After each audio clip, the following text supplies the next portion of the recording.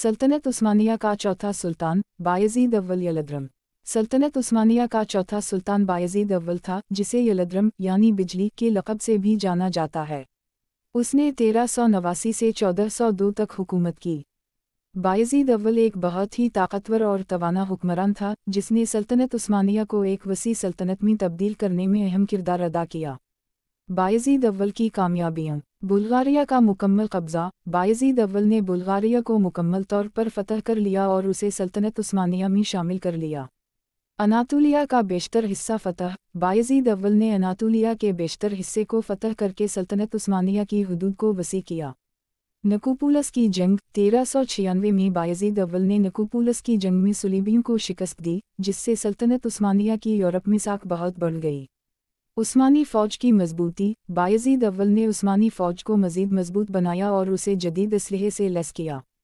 इमरानी काम। बायज़ीद अव्वल ने उस्मानी सल्तनत में बहुत से इमरानी काम करवाए। इसने अदरना में बहुत सी इमारतें तामीर करवाईं।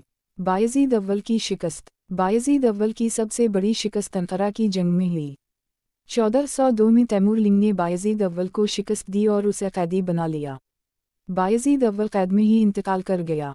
बायज़ीद अव्वल की अहमियत। बायज़ीद अव्वल एक बहुत ही अहम सुल्तान थे। इन्होंने सल्तनत उस्मानिया को एक वसी सल्तनत बनाने में अहम किरदार अदा किया।